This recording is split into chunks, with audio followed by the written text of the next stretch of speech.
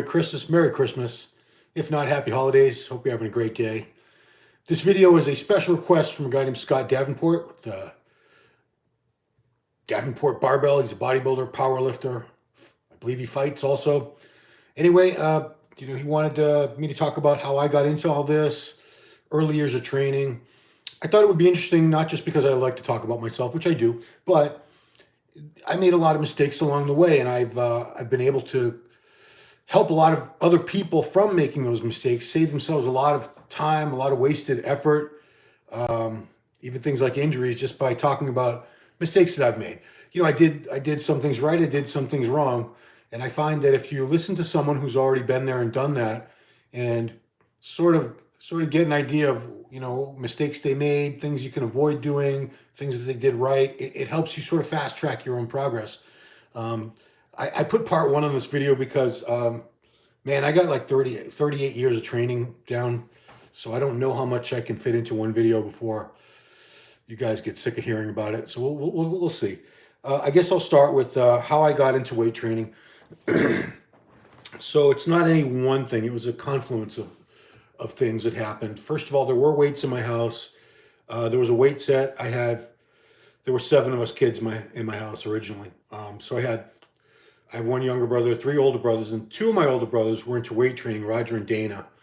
They had a weight set, and Roger was a year older than Dana. So they were 7 and 8 years older than me.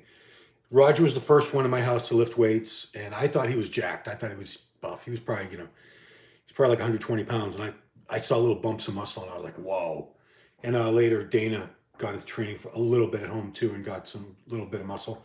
But so they were doing that, and I would mess around, try to pick up the bar when I was a little kid, 4 or 5 years old, and they'd yell at me and say, "You're gonna hurt yourself."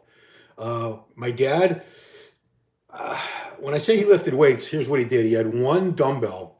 It was rusted together completely. It was an adjustable dumbbell that you needed like a wrench to take the collars on and off and all that, but it was all rusted together. And I don't think he had any more plates anyway. So one day, years later, I weighed it. It was like 45 pounds or 48 pounds, something. So he had this one dumbbell, and he would sit on this ratty old chair in the basement, in our basement, and do, I think the only new exercise he knew was like a cheating concentration curl. And I used to hear cling, cling, cling. And that was my dad doing his curls in the basement. That's all he did. My dad was a mail carrier. And I don't know why that's the one exercise he knew how to do or knew about. But anyway, so there were weights in my house. I had seen others. My dad and 2 of my older brothers had done it. And let's see, what the things that I saw that motivated me as a kid, pro wrestlers for sure. This was long before wrestling was mainstream and a multi-billion-dollar industry. But I used to watch as a kid. I was born in September '69, so I grew up watching this. In the 70s, we had the WWF was actually just a local, I believe it was like a local organization in New England. I want to say, I might be wrong on that. But we used to watch it on Sunday mornings on TV. It was Saturday morning, some weekend morning. Superstar Billy Graham was this massive guy. Hulk Hogan, who was a bad guy back then. Ivan Putski, Polish Power. And later, as I got into like junior high, they call it middle school now, I followed Texas wrestling because this girl that I had a crush on that was a year older than me, she was all about these Von Erichs, especially Kerry Von Erich.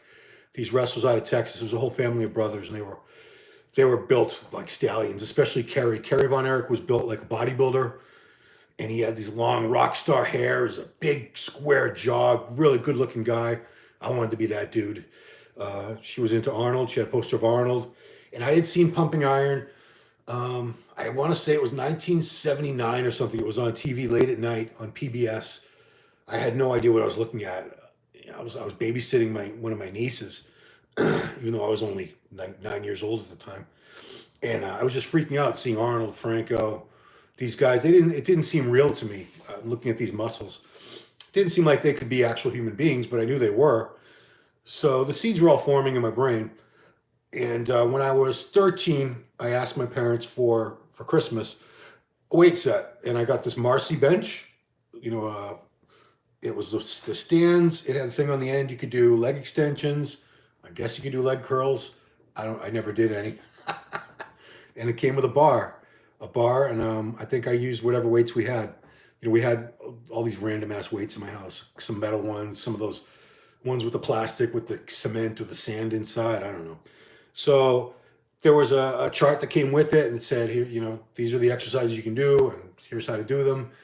It was all illustrated with some, wasn't photographs. They weren't photographs. They were just illustrations of some cartoon buff guy doing it. And I tried to follow along, but I gravitated towards just doing a lot of bench pressing and curls. And I think I knew I would do like military presses. I didn't know how to do a whole lot. And I would go through these spurts where I would work out hard for like a couple weeks, and then the pain was like excruciating, the soreness and everything. I would stop for a couple months. I would start up again.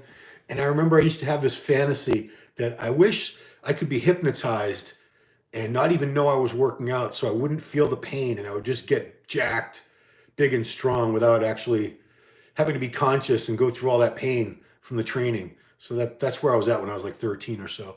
When I started high school in the fall of 1983, I think it was right in that first month, my friend Paul Poirier, he had weights in his attic.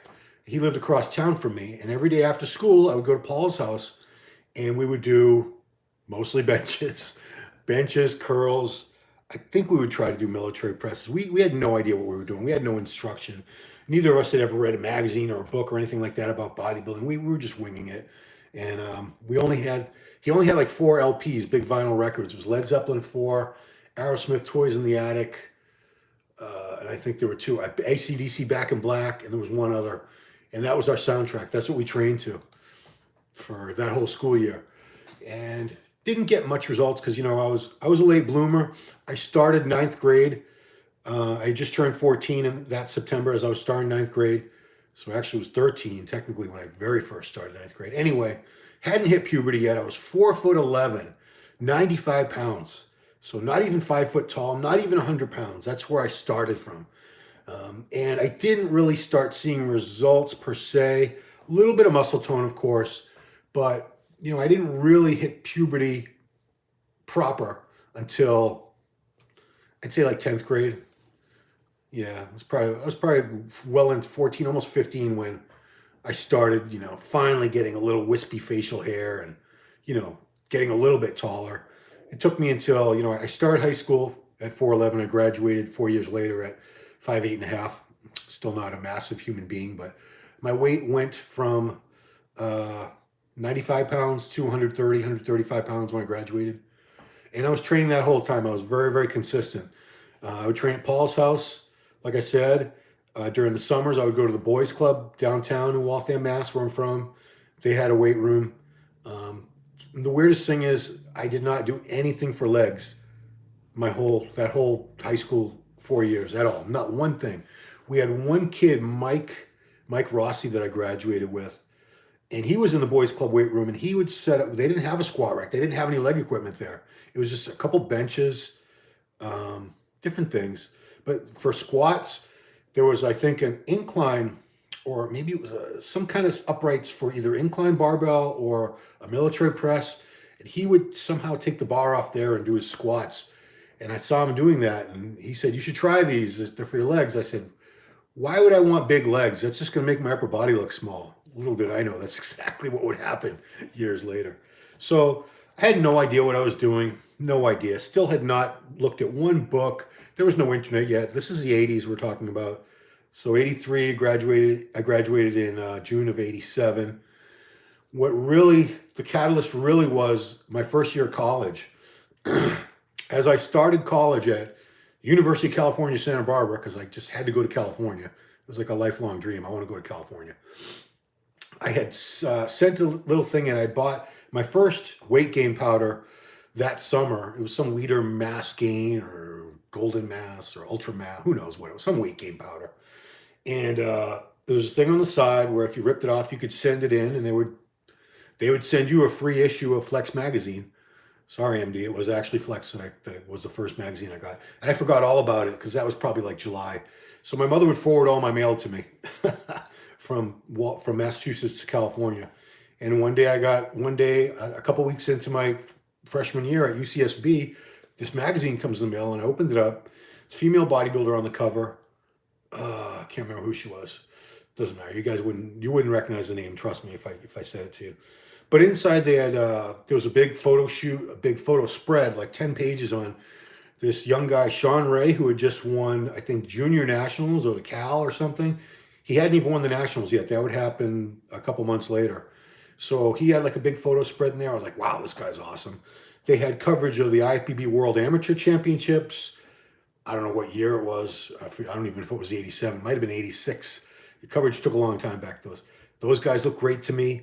And I saw all the other guys in the magazine. It was like Lee Haney was Mr. Olympia. He was in there, of course. Rich Gaspari really impressed me because I could tell he wasn't the tallest guy. He wasn't this genetic freak with these crazy wide shoulders and 6 foot tall like Mike Christian was, like Lee Haney was. They were in there, Gary Stridham, Mike Quinn, Leela Brada, Barry DeMay. It was a really good era for pro bodybuilding back then. And that's the first magazine I ever got. And I immediately started cutting the pictures out, scotch taping them to my wall, and said, I'm going to look like those guys.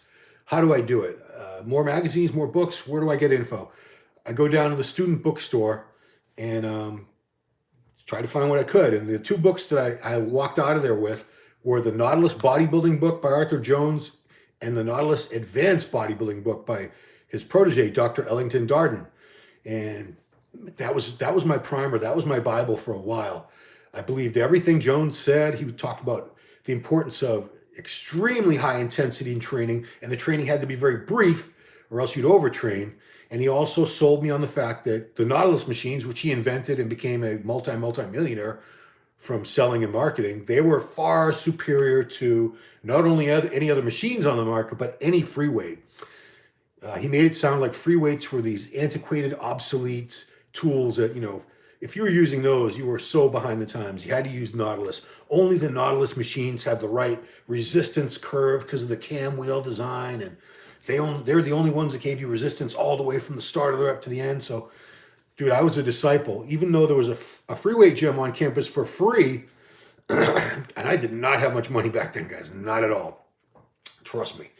I forsook that gym and paid, I don't know, $20-$30 a month, whatever the rate was back then. This is fall of 1987, to join the Nautilus room on campus so that I could train on the Nautilus machines and follow the routines that were laid out in these books. And I did start seeing some good results because now I'm 18 years old, puberty's in full swing, the hormones are flowing, and I was super motivated. I'm in California, the weather was great. I had a dining commons right there on the off-campus apartments that I lived at, Tropicana Gardens. Went in there 3 times a day and ate as much as I could. That's it. I ate 3 times a day. I did not know anything about nutrition, nothing. I just know, okay, I'm probably supposed to eat. I should eat. I didn't know that I should eat more protein or this or that. I had no idea. I figured, well, like protein and carbs are probably good, even though I didn't know what those meant. I had an instinctive knowledge that, well, you're probably supposed to eat things like, chicken and hamburgers and potatoes and rice. So I did. But again, I had no supplements. I had no shakes. There weren't really shakes back then, guys. There were these weight gain powders that were just awful. They tasted awful back then. And they were mostly sugar. I don't even know if there was how much real protein was in those shakes back in the day. So I still made some really good progress. I mean, I put on probably about 10, 12 pounds over the course of that school year, 2 semesters, which doesn't sound like much, but I had a pretty small frame. It was a big difference for me. Of course, I'm 100% drug-free at this time, supplement-free even. The first supplement I remember buying, I drove down to a Great Earth vitamin shop and bought, I think Weider made it. It was these liquid aminos, and I would take them before training, and they were supposed to be cherry-flavored. There was nothing remotely cherry-flavored about them. They were vile. I remember, putting them in a tablespoon, having to hold my nose and swallow them, and it immediately almost came back up every time. It was so disgusting. I almost puked every time.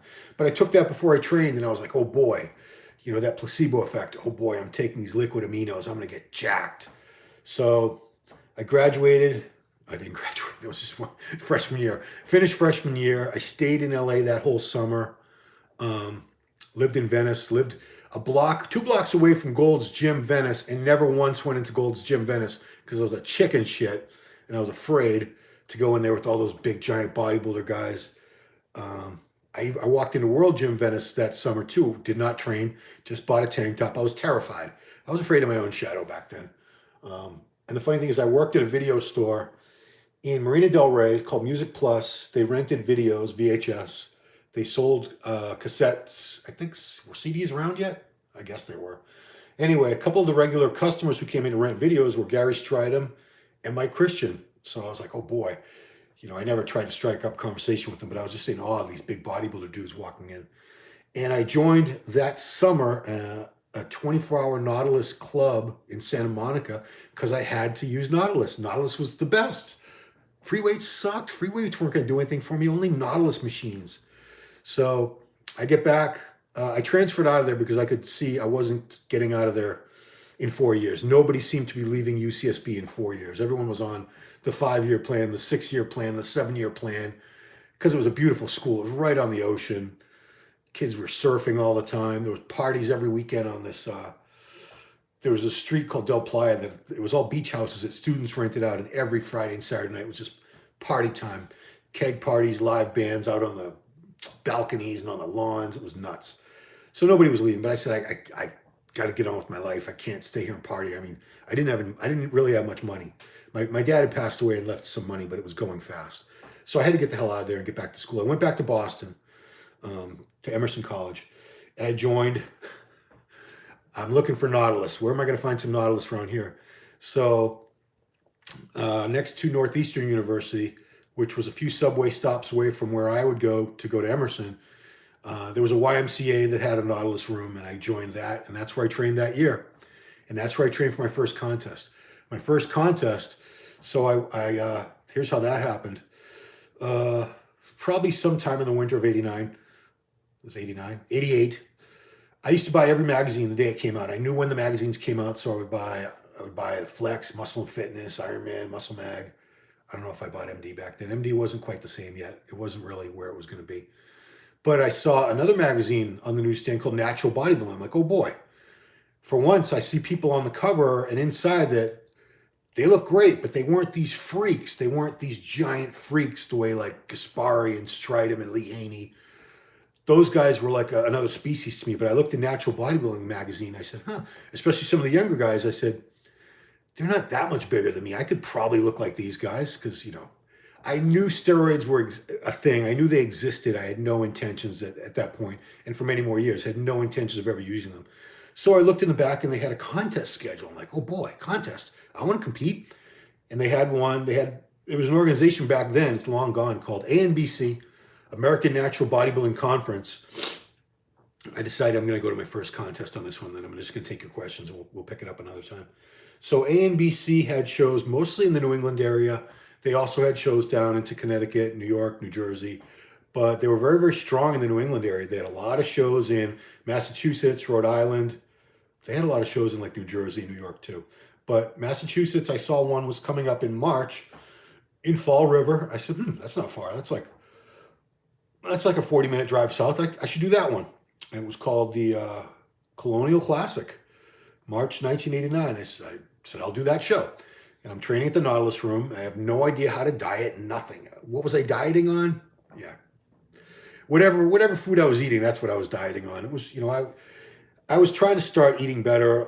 I was getting a vague idea of what nutrition was. I would like hard-boiled eggs, tuna, you know, whatever my mom would make, you know, fried chicken, mashed potatoes, stuff like that. It was not a good diet.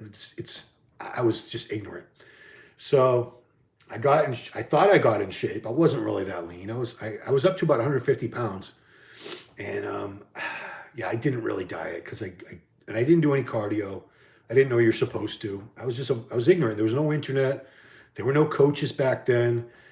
The magazines didn't like tell you how to prepare for contests, and they didn't have a lot about nutrition back then. It was a lot of fluff, honestly. It was not a lot of news. Not a lot of stuff that was useful. Anyway, so March of '89. Oh, here's one.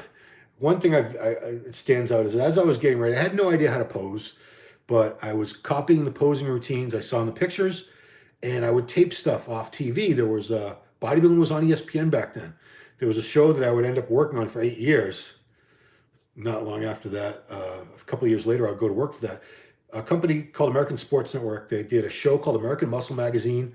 They did contest coverage every month, along with profiles, star workouts of the top bodybuilders, cooking, gossip, fashion. It was a cool show. And they also had, ESPN had event specials, the Olympia, the Arnold Classic. So I had a couple of those on tape and I was watching the routine. So I put a posing routine together. And I was actually pretty naturally a good poser. I had a knack for it. Probably the showmanship, and I just had a knack for it. But anyway, I remember, I don't think I had my shirt on. I think I had a tank top on, I think. And I was in that Nautilus room at the YMCA there in Boston. And trust me, it was a small room. It was just like 10 machines. It was very small. And there was a couple other people in there. Certainly none of them were bodybuilders or knew anything about bodybuilding or cared to know anything about bodybuilding. And I was up against one of the mirrors because there wasn't like a posing room. I was just trying to do a couple poses, and some woman came over. She made a point to come over to say, "Your muscles will never be as big as your ego is." And I was like, oh, crestfallen. I was crushed. I said, man, that sucks. I mean, here we are 30 years later. I still remember that. Oh, she hurt me. Anyway, so I got to the show with my friend Darren. Darren Basili was my buddy. He was going to be my helper. We brought some weights because we didn't know there were going to be weights backstage pump up. The very first thing I noticed when I got backstage at this show, it was a natural show. I had to take a drug test. I had to take a polygraph the night before, by the way. I had to drive somewhere and do that. But anyway, the next day was a show. So we get backstage, and I notice everyone's really dark. I'm like, why is everyone so dark? I had taken tanning pills, Xanthan or something, because I thought that would make me dark enough, these tanning pills. Didn't have any idea of Protan, had no idea that that's how dark you needed to be. I was like slightly orange. This is March. There was no, winter was just ending in Massachusetts here. So I just had a little orange tint to my skin. I was certainly not tan by any means. And I get backstage and everyone's all brown. I'm like, oh man. And I could smell it. I said, these people have something on them. That's like a tanning, some fake tanning stuff. I don't understand. Eventually I figured it all out. But I was in the junior division, and teenage and junior divisions back then were huge. This is 89. So much so that they had to break it up into 3 different classes: short, medium, and tall classes, just for juniors, which was at that time 22 and under. And I was 19. And I did not get the first call out. I did not get the second call out. I think they placed me. I think they placed everybody, but there were maybe 20 guys in my class. Was I in the medium class? I think I was in the medium. Yeah. I ended up placing like 14th out of 20 or 21 young guys. It was not good. And I had the video. I probably still have it somewhere in the storage. I don't know. Pasty white. So white that I was like reflecting light. The stage lights I was like glowing from being so pasty. But even though I didn't do well, I had a blast. I was like, man, I loved being at the show. I loved being around all these other bodybuilders, all these other young guys and women who were really into it. And this is back then, there's just bodybuilding. There was no figure, bikini, fitness, men's physique, none of that. Everyone there was a bodybuilder. Everyone wanted to be a bodybuilder. That's all we wanted. And these were drug-free people. So I didn't see anyone who looked so huge that to me that it was outside of the realm of possibility that I could ever be like that. So I had a lot of optimism, a lot of hope.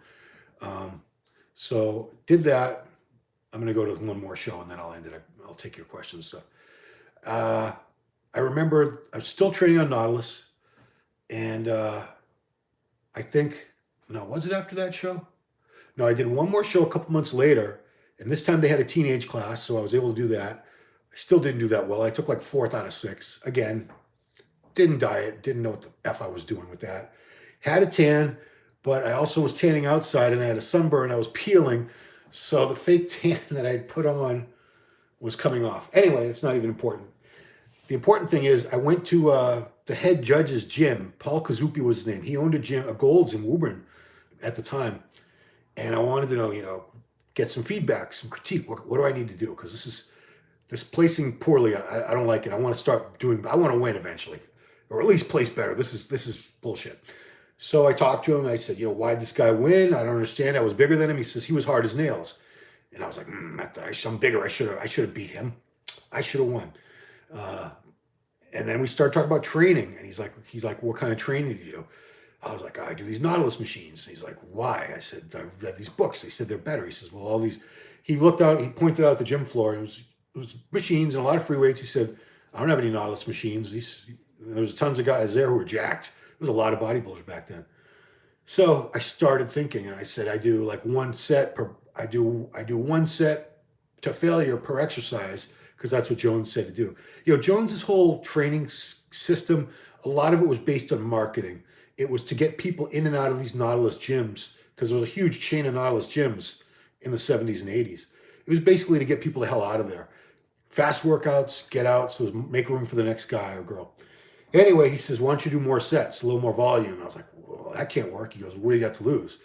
And, you know, I'm fighting it. I'm really fighting it, thinking I was such a know-it-all back then. It's crazy how little I knew, but how much I thought I knew at that time at 19. So that's when the wheels started turning in my head. And I said, why don't I join another gym that's somewhere closer to my home instead of closer to school? That way I could go, you know, the other place, the place downtown, I was only going there on days I had classes, because I wasn't going to go all the way down there just to train. It was a good like 30, 40-minute hike, and parking was a bitch down there. Anyway, I joined a World Gym in Newton, Massachusetts. That was about a 15-minute drive from my house. Started incorporating some free weights, especially some squats, because up until that time, all I was really doing for legs were extensions and curls, because a couple of those Nautilus places had like one of the Nautilus duo leg presses, but for the most part, I wasn't doing anything for legs except some extensions and curls. So now I started squatting at this place, and my legs started blowing up like crazy. Started incorporating some free weights, some dumbbell presses, some shoulder presses with dumbbells, different things, barbell rows, and I started growing. I was like, so this Nautilus stuff wasn't the end-all be-all of training equipment. Free weights do have their place, and some of these other machines, they're not garbage like this Jones guy was saying. They're actually pretty useful. And I started slowly getting better and better. Yeah, I think I'm going to call it. That's going to do it for part 1. I'm just going to take your questions and comments, because, like I said, we got like 40 years worth of crap to talk about here. Okay, Andrew wants to know about his estrogen level. Andrew, you want to leave that question on this channel, please go to a video that was posted Tuesday morning called Ask Dr. Testosterone. Copy your question here, paste it in the comments below. Any questions like estrogen, steroids, I do that show every week with Dr. George Tsouliatos. He's in Athens, Greece. He is an expert on this matter. I am not. I don't want to give you some bullshit bro science answer. The doctor is the man. That's who you want to. Dylan S., you finally decided to make the video. Fair play. Happy Christmas. Hopefully next year a better one. Yeah. Let's hope we're through with this COVID shit next year, huh, man? Hello from Corfu, Marcos Gochilas. Hellas. Hellas is the old word for Greece, right? So Corfu is an island in Greece. Got to get there someday, man. It's on my bucket list. Opiates and tits. That is a cool name. You know, I'm not endorsing opiates, of course, but that's a good name. The show is fantastic. How much cardio are you doing per week, Ron? Okay, you ready for the ambulance? Wah! I get screwed out of my cardio most times because my son's, I'll just say how much I normally do when nothing's interfering with my schedule. I do 20 to 30 minutes, probably 4 days a week right now. And I walk my dog twice a day. Those are like 30 to 40-minute walks. Granted, it's a lot of stopping and starting because he stops and sniffs everything, and then we'll walk fast for another, 20 yards, and he has to smell something else. But anyway, it's calories in, calories out. So I'm burning calories. So I don't do a lot of cardio at the gym because I am doing a good hour of dog walking a day with my dog. And he's a 75-pound pit bull mix. He's pretty fast, especially on the way to the park, because we go to the park and back. He goes faster on the way to the park because he wants to get to the park. So that's how much cardio I'm doing. Ellington who? Says Jehan. Ellington Darden, PhD. I don't know what his doctorate was in. I don't think he was a medical doctor. Maybe he was. He's still alive. So Ellington, he worked with Arthur Jones for Nautilus, and then went off and did his own thing later on. But he wrote a lot of books about training, nutrition, especially training. Great writer. Arthur Jones and Ellington were very, very convincing writers. That's why I was sold. They had me really sold on the brief training and the Nautilus machines, all their principles. That was gospel to me. because they were just really convincing writers. J-Dog says, oh man, I remember looking at those mag covers and reading them. I was so naive. It was a long time before I realized what those people were doing in Gen X. You know, I don't think I knew they were on steroids. I didn't really understand that these people were on steroids until I went out to live in Los Angeles for the second time in January 91, when I went back out there. And then I started working for the TV show, and steroids were not out in the open. The bodybuilders did not talk about them openly, but I could always overhear these conversations. And I knew that they were being used. And I was still at that time, and for a few more years, for a good 5 more years or more, I was never touching steroids. Steroids were bad. Drugs are bad, okay? Shouldn't do drugs. Yeah. Ellington Darden, maltodextrin, those shakes. Yeah, those old weight gain shakes were such crap. J-Dog, I love the Rip Fuel liquid aminos. They did stink to smell. Yeah, you know, you guys don't know how good the flavoring is now. Sorry. Because you never had to deal with the old flavors. Oof, they were horrible, horrible. Nothing tasted good back then in like the supplements in the late 80s. The only stuff that actually tasted good were like the carb drinks, because they were all sugar anyway. Like Ultra Fuel, the Twin Lab made, was really good. Their carb fuel. Those things were delicious, but all the protein powders in were like ass. Oh, horrible. Let's see. J-Dog's new whey shots weren't bad. I don't remember that. When I finally found MD, that's where I learned what bodybuilders really did. Yeah, and even MD didn't start talking about steroids until, let's see, I started with MD in 2001, and I think that was around the time they were just starting to talk openly about steroids. We had Palumbo and Romano writing about them. The first, to give credit, Bill Phillips with his Muscle Media 2000, which I wrote for them too. I was very fortunate to write for them. They were the first magazine I remember that really openly talked about steroids. Dan Duchesne had a column every month. I can't remember. They had a couple other experts, and they had like drug profiles every month and pictures of counterfeits that were going around. I mean, Muscle Media 2000, they were really ahead of the curve as far as steroid information and all that. I mean, people now take it for granted that they're openly discussed and you can learn about them so easily, but back then it was still kind of a secret. It was a taboo thing. People didn't like to talk about it. Very, very different. What's up, Ron? Merry Christmas, mate. Oistien, thank you. Merry Christmas to you. J-Dog, I learned the mags were to sell you on the subs using bodybuilders as bait. Mm-hmm. Yep. Emerson Gomez. There's Dinosaur there. Kevin Gosha, Ron, which pro wrestler do you think would be a good bodybuilder to be a pro in the 80s or 90s era? I don't think any of them had really the right shape and structure. I mean, you look at guys like the Ultimate Warrior, Hulk Hogan, Ivan Putski, Kerry Von Erich. Structurally, none of them had that like nice X-frame, the legs to match they didn't have like good bodybuilding physiques. They had very powerful, muscular physiques, all juiced up and jacked up, but I can't think of one pro wrestler that would have really done well, that would have had the right aesthetics, the small waist, the wide shoulders, everything developed in proportion. If anybody can think of one, name one, and I might be missing somebody. Very, very likely. Do you smoke weed? It's legal in Massachusetts. Yes, I do unwind with weed. Yes, I do. I'm a bad guy. No, it's perfectly legal, 100% legal here recreationally. I still find it strange that there's such a stigma around it, because you could tell, on the way home from work, guys used to stop at a bar and have, 5, 6 drinks, come home hammered, yell at their kids and their wife and drink some more. And nobody thought twice about it. And they weren't considered bad people. But, someone said, you smoke weed. Oh my God, you're a junkie, you're a drug addict, you're a horrible human being. Yeah, it is what it is. So what are you weighing right now? Because you look really lean. Not as lean as I was over the summer. I've put on a few pounds, but I'm up to fluctuate between like 222 and 225. I look a lot better under 220, a lot leaner. I was holding about 215 for most of the summer, and I looked much, much better at that weight. Of course, I was super tanned. I was eating very, very clean because it's summer.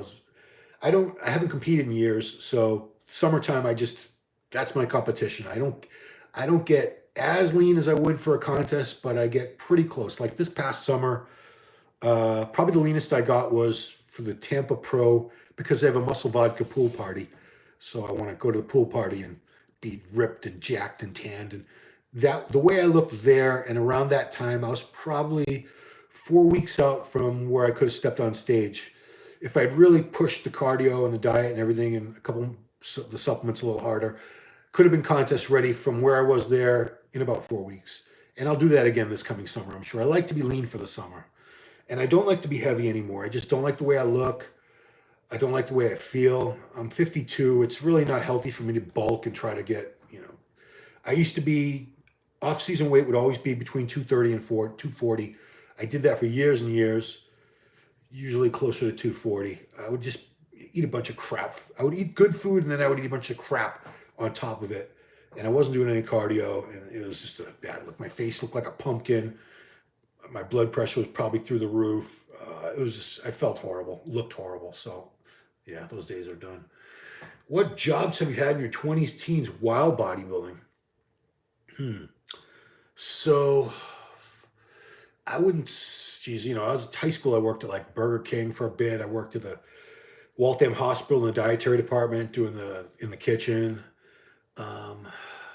So as an adult, let's see, from 91 till 98, I worked in television production for American Sports Network, and we did bodybuilding programming. We did the American Muscle Show.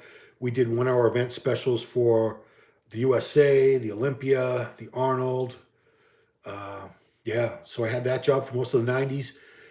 When I left that, I was a personal trainer for almost 2 years, and then I was doing that just until I had enough regular writing work, steady work to pay all my bills so I didn't have to train people anymore, so I could just work from home.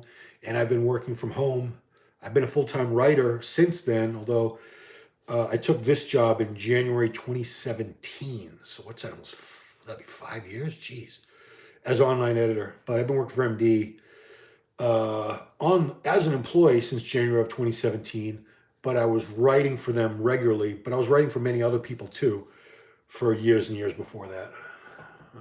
But yeah, so I work in the business. I've been working in the industry for 30 years. Wow. It's been a long time. Let's see. Saludos desde Ohio. Do you drink? Of course I drink. Come on, what kind of question is that? Vodka's my thing. I love vodka. I don't drink every day. I'll drink tonight. It's Christmas Eve. So my sister-in-law, Tatiana, she's Cuban like my wife, and her husband's Puerto Rican, and they have this awesome Christmas Eve party every year. So much food, so many drinks. It's a good time. I'll drink tonight. She makes this coquito with rum and I don't know what it is. It's delicious. Merry Christmas, Ron. Thank you. Ron is shredded. Yeah, I will be again. Thank you, though. Binks Cat, Ron. How big were you in high school? Did you wrestle or play football? So like I said, I started high school at 95 pounds, put on weight gradually through the years, but I still was like 135 when I graduated. I wrestled in high school. I never played football, not once. I did wrestle. I only wrestled 1 year because I didn't even know we had a wrestling team. That's how little respect and recognition the wrestling team got. It was a big high school. I graduated with 550 kids. It was a big school. And we had obviously we had football, baseball, basketball, hockey teams. We had a ski team. We had a golf team. And then my friend Darren, who I talked about earlier, I think it was around October, he said, let's go out for wrestling. I said, wrestling? We have a wrestling team? So we went out and we were junior varsity because I was wrestling at 130. I was over 132 and I didn't want to lose any weight. I didn't want to drop weight. So I wrestled at 140. And the kid, Carl, who was the captain of our team, he was the 140. I wasn't beating that kid, trust me. And I was not a good wrestler. I had no instruction. I don't want to throw the coach under the bus, but he did not work with the JV kids at all. The assistant coach barely even came over and knew who. I don't think they even knew our names. Because like I said, it was a big school. There was probably 30 kids.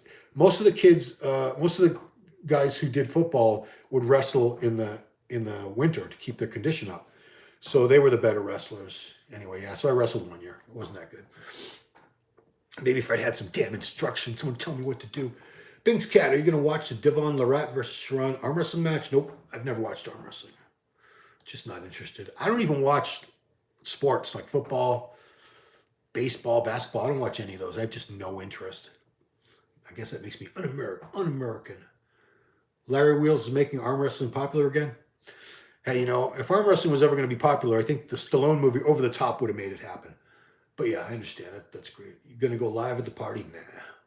I go live on Instagram when my daughter does gigs. She just moved to Florida, so it'll be a little tougher now. But if I ever go live, it's on my own Instagram, not Muscular Developments. And it's usually stuff like my daughter's a DJ. She'll at a club gig or something. I'll play that. Happy holidays. You're partying too? Yeah. What's up, J-Dog? DC 3984. Hey, Ron. Happy holidays. Wish you and your family the best. Thank you for all your support. Thank you guys for watching. Without you, we have no channel. Please like the videos, guy. You got to hit the like thing. That's important now, I heard. Just as important as the views. So thanks for the answer. I appreciate it. You're welcome. Soy Choi. Wah Gaming. Give shout out, please. Okay. What's up, Wah Gaming? Okay. Was that it? Okay. Did you predict Carlos Jr. would win the overall? Yeah, I mean, I was saying for weeks and weeks before the Nationals, Carlos, if somebody was going to beat Carlos, I said, I got to see this guy. Because Carlos, to me, had all the tools. So much thick, round muscle, great shape, small waist. You know, I've been a fan of Carlos. I've been watching him since I met him at the 2020 Arnold with his dad. And I said right there, this guy's going to be a good, not only a pro, he's going to be a good pro. And I stand by that. He just needs a little more back and he's a little tighter condition. I think he's going to do very well right away in the pros. I don't think it's going to take him like a year or two. I think right out the gate, he's going to do well. He's very good. Saw them. Happy Christmas. Happy Christmas. Happy Christmas. Groove Baby. That's my daughter, yeah. Marisa. What's the 5-year plan for your physique? Duke Nukem asked. Yeah, I don't think that far ahead. I maintain. I'm trying to improve, but, realistically, when you've been training for almost 40 years, if you've been training consistently, hard training, heavy training, you're not really getting better after 40 years of doing it. Sorry. But I mean, how many of you guys have been training for like 35, 40 years? Not many, right? So most of you guys have plenty of good gains ahead of you. I'm also all jacked up. The shoulder's junk. My lower back is always hurting. My right knee, wah. Wear and tear, I did a lot of dumb shit. I'll talk about that in my next video because that's phase of my bodybuilding. As I got into my early 20s, was a lot of heavy training. Even though I was still drug-free, I was training so heavy. And a lot of the issues I have now have their genesis, their origin in those years, my 20s. The stuff I did in my 20s in the gym is what led to all the pain I'm feeling right now, even as we speak. Let's see. Solid Snake XL. Hey, Ron, any tips for someone going to their first show without a coach? It's so much to tell you that you would need a coach. That's why people have coaches. There's a lot that goes into it. There's a lot with the diet, the cardio, the posing, all that. I mean, I could do a whole video about it, and it would take me probably a good half hour to an hour to go through like the basics of what you need to know before your first contest. And I'm sure I'll do that. I'll do that at some point soon. Pedro Dalfrey, how do you see open bodybuilding in a few years? I think it's always going to be around. I think it's going to thrive. It's going to continue to do well. Classic is getting more and more popular, as it should. It's a great division. I love Classic. I don't see Classic ever really overtaking open bodybuilding in popularity. Open bodybuilding, it's the big boys. It's Nick Walker. It's Big Ramy. It's Brandon Curry. It's these guys that are just larger than life, cartoon characters brought to life. And there's always going to be an audience for that. There's always going to be people who want to see the freaks, the extreme. Like I said, when you go to the zoo, you don't go to the zoo to see shit you can see in your backyard like a squirrel or a blue jay. You want to see lions, tigers, and bears. Oh my, elephants. Let's see. What else we got? Binks Cat. Who's the best poser of all time? Kevin Levroni, Flex Wheeler, or someone else? They were all good. I mean, Kai Green is an amazing poser. Bob Paris was an amazing poser. Lila Brada was an incredible poser. Frank Zane was incredible. Mohammed Makaway, some of the routines I've seen of his. There's been a lot of great posers. Right now, Terrence Ruffin is really, really good in classic. He's a great poser. Logan Franklin is really good. Yeah, there's been a lot. I couldn't really pin it down to one person. So everyone I just named, I love watching all the routines. They were just, they take it to a whole other level. Alon Powers, what's up? Enjoyment NYC. Feliz Navidad, hermano. Te veo a la Arnold. See you at the Arnold. Yes, absolutely, man. Can't wait. What Gaming, you look better than your thumbnail. Put your pick and thumbnail and your views will be on fire. I tried to have a good like before and after pick in the thumbnail. I make my own thumbnails like on my phone, as you can probably have figured out by now. Let's see. Biggs Cat, can you get Kevin Leveroni back on for an Arnold preview? Because I missed the last one. It was on too early. Yeah, we haven't done that. Melvin, yeah, I need to do another show with Kevin. It's been a long time. Maybe we'll do an Arnold preview. That's a good one. Yeah. Yeah, it's the tough thing with guys like Kevin is they don't always know who all the current competitors are because, they have so much else going on and they've been retired from the sport so long, unless there's someone who does like play-by-play at shows, and there's no reason for them to keep up with everyone who's competing today. But that's a good idea. I'll throw that to him and see what he says. Melvin Anthony, he was a great poser too. Yeah, similar style to like Kai, where he was it was like dancing. Darren Charles too did some great routines that were like a combination of dancing and posing. Melvin Anthony absolutely was great. Wild Gaming, is that video saying we can have 6 packs in 28 days? I don't know which video says you can have 6 pack in 28 days, but if you're not that obese or anything, yeah, you could lose enough fat to see your abs in 28 days, but you'd have to be not that far off. Maybe like you could lose in 28 days, realistically, you can lose about 20 pounds of fat if you really, really push it, really push the cardio, go very low on your carbs. It's an individual thing. I'm throwing a ridiculous random number out there. King Kamali, best poser. King was good too. Vince Taylor. Vince was the first one who did that Terminator routine. That everyone imitated after that. But Vince was the first. I never saw anyone do it before him. That's not true. You know what? I saw someone do something like that at the Muscle Beach Venice show in the summer of 1988 when I lived out there. He wasn't very good. He was, tall white guy, had a sunburn, I remember, but he did the robot thing and he wasn't good at it. But I don't know if that's where the idea came from. But Vince Taylor did it much better than Kamali did it very, very well too, the whole robot thing. Are you going to the Olympia in Vegas? Yeah, of course. I go to every Olympia, every Arnold. Muscular Development, we always cover the Arnold, we always cover the Olympia. Those are the 2 biggest shows of the year. We always do the New York Pro, usually Tampa Pro, Chicago Pro, a few more. Indy Pro, I was at last year. We'll be at that again. Yeah, a few more shows, I bet. Duke Nukem, Nick Walker seems to be making massive off-season gains. You think that his placement will move up at next year's Olympia? Yeah, I think so. 5th place, I think he's definitely going to be better than 5th. If the conditions there and everything. Nick's only going up. Now, don't ask me for the whole top 5 now. I have no idea. Philip Evans, I run from Phil in the rainy UK. Have a great Christmas. I love Lee Labrada posing. Yeah, Lee Labrada had a very, very unique style. If you go back, Google on YouTube here. Go to Lee Labrada posing. Put that in the search bar.